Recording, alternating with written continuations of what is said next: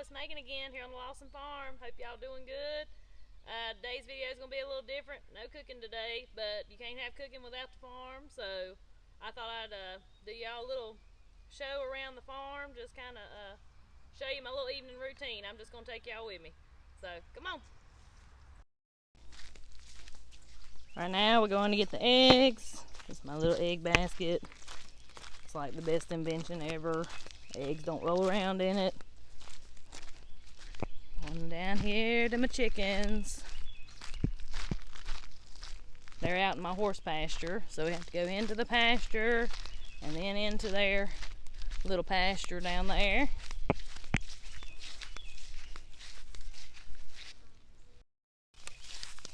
So my chickens are in like this electric netting, poultry netting. You can get it from Premier One, or you can, some local feed stores have it. We've got both.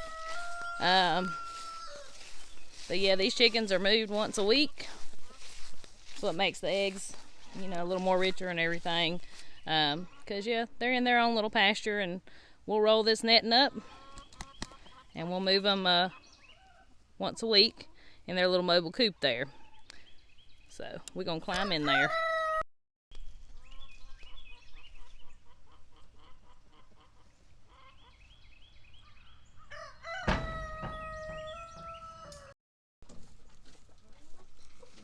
We've got our laying boxes in here. Of course, they don't use them all. They just use the ones they want to use.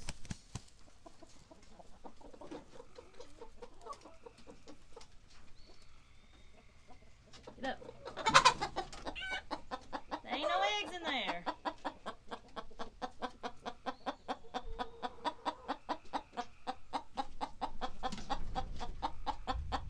Get up. Get up.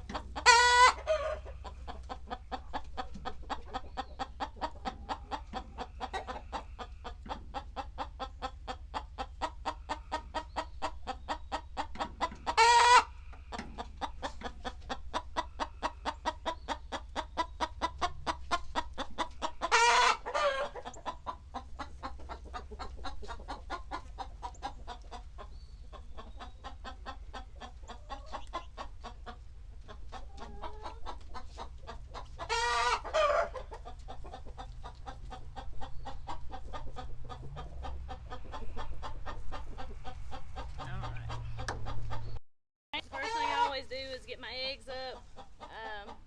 Any that are cracked or extremely dirty, we'll take down to the pigs. The pigs, you know, be good extra protein for them. They love it. So, yeah, we're gonna head that way. Alright, so on our way back from the pasture chickens, we're gonna stop over here at this chicken coop. I've got some young laying hens in there that are actually getting ready to go down with my pastured hens. They've finally gotten just about big enough. You want to wait till your chickens are about the same size if you're introducing new ones, so they can at least have a fighting chance, take up for themselves. Then that little greenhouse right there are our meat chicken widdies.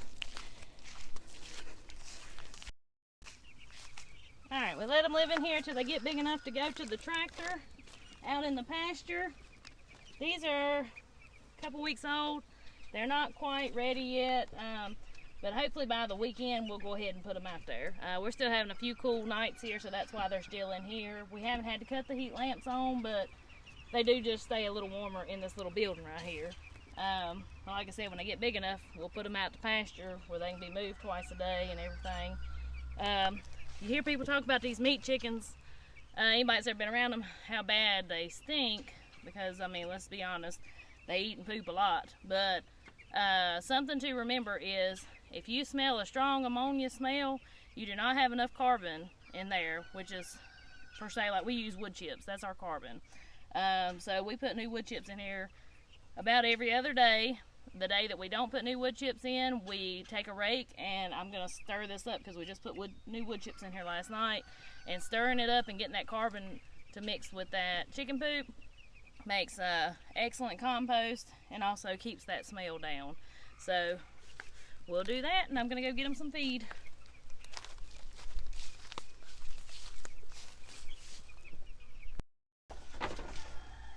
But yeah, any of them with messed up shells or that are extremely dirty, Those are pig eggs. Because I'll just be honest with you, as many eggs as we get, and it helps to supplement the pigs with a little something extra. I save my clean eggs from my customers, and dirty eggs go to the pigs, which most of these are really not that dirty today. Just depends on the day. I also noticed if it's raining a lot, if it's real wet outside, your eggs are a lot dirty, I guess, because chickens get muddy butts.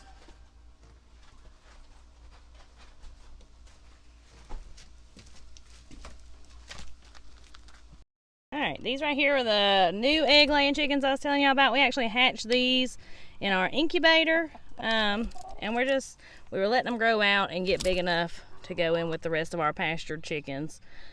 Like I said, letting them get big enough to take up for themselves. So we actually got real lucky. We only got 2 roosters out of that entire batch that we hatched this time, so I was pretty happy about that. And we got some beautiful birds this time. So yeah, they're just in here chilling. I let them out sometimes like late in the evening, and they'll come hang out outside till time to go to bed. They put themselves up.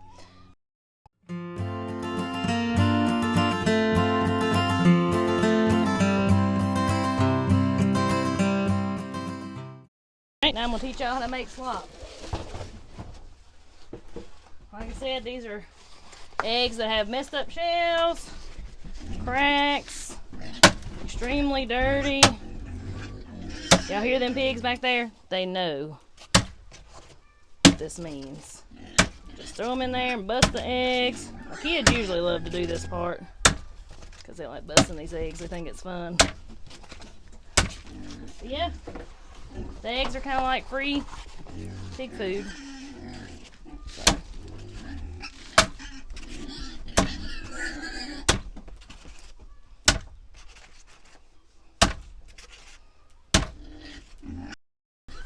Take you some water.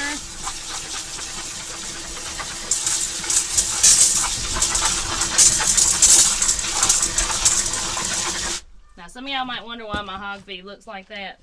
We actually grind our own feed.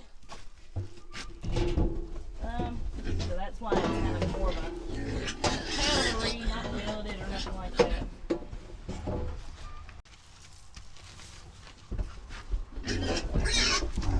Put in a little more water.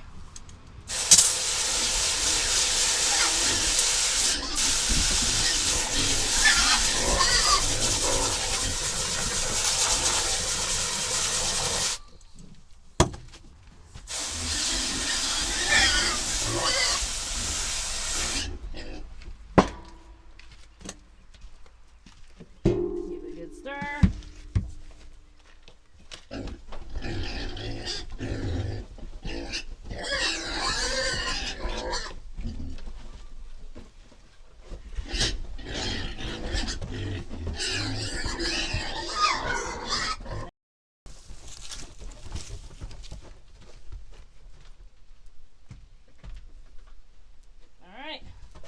We're gonna dump it in. Here they come. Watch out, watch out, watch out, watch out. Half time they get some on their head because they won't get out of the way. Pour some over here. Here, pig, pig, pig, pig. Watch out, watch out, watch out.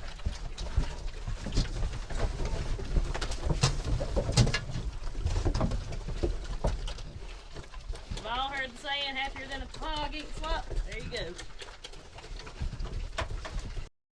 Alright, now we're going to walk over here and just check on the goats. Not going to feed them any sweet feed this evening. We feed them about twice a week. They got enough from the hay and just eating grass. You know, we want to encourage that because, in all honesty, sweet feed's not the best thing for goats. They're meant to eat old wiry weeds and stuff like that. So I just come check on them, make sure all is well. Some of my goats are friendly, some of them not so much. I got a little runt right here that's like 3 months old that's not growing, but it's still alive, and I'm giving it supplements, feeding it by itself. So it may just have a forever baby goat, I'm not sure. This is my Lovey. I bottle fed him, so that's why he's still with us and didn't go to another home. That's my baby right there. We have mixtures. We got boars. He's a full-blooded boar. My Billy right here. And my two nannies are boar Nubians. Pygmy goats. Yeah, just a little bit of everything. Come here. Come here. This is my little forever baby that I was just talking about. It just kind of gets out and does what it wants and goes back in, so yeah. But yeah, these are my goats. Just gonna make sure they got some water. They got plenty of hay up there on the hill. No sweet feed today.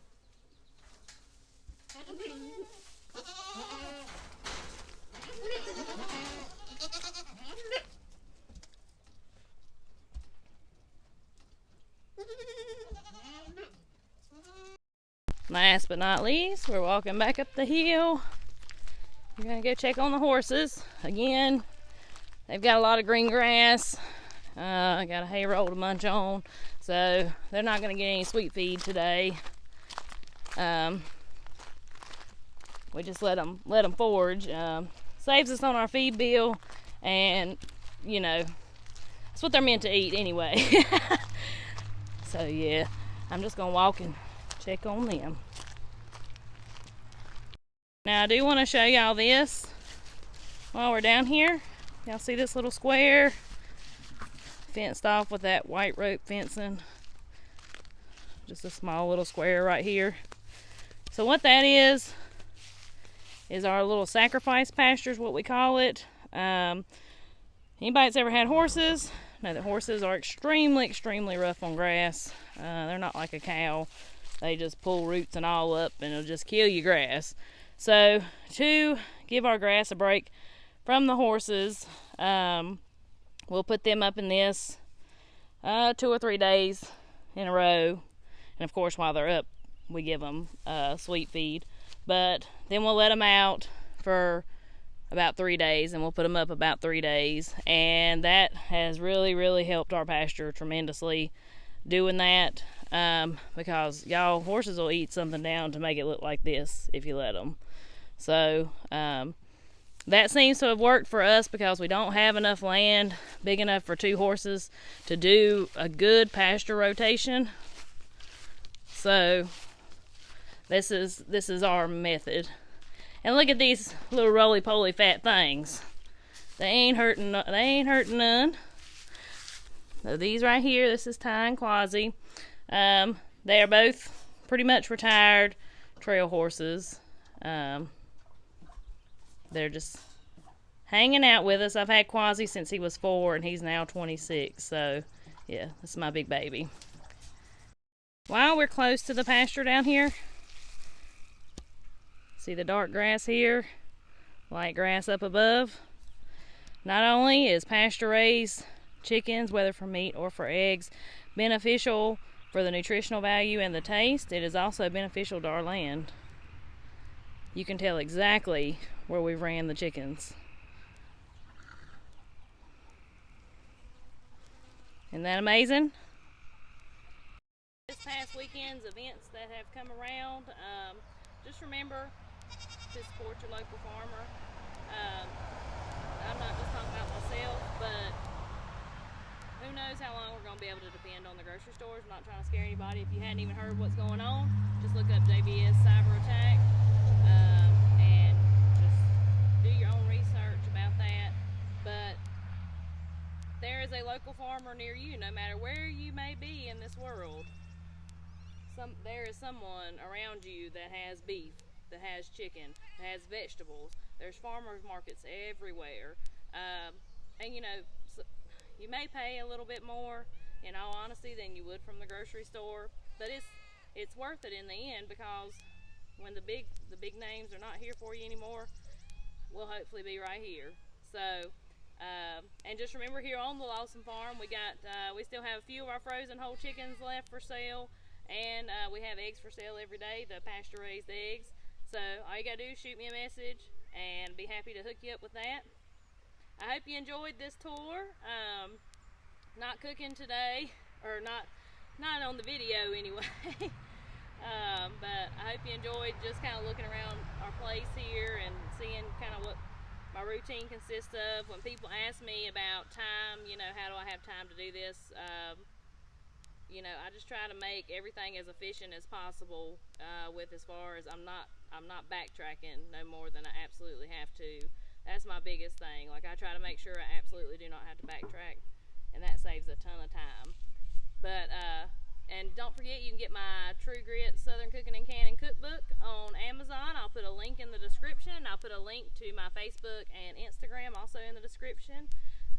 The support, I couldn't do this without y'all, and y'all keep inspiring me to keep making videos and just keep going. So I appreciate that so much, because I love to teach, and I feel like this is a way that I can reach out to the world and teach them, you know, the lifestyle, and that it's not as hard as you know, the man wants to make you think it is. It's not, and you can do it too. So yeah, thank y'all so much for watching. Talk to y'all next time.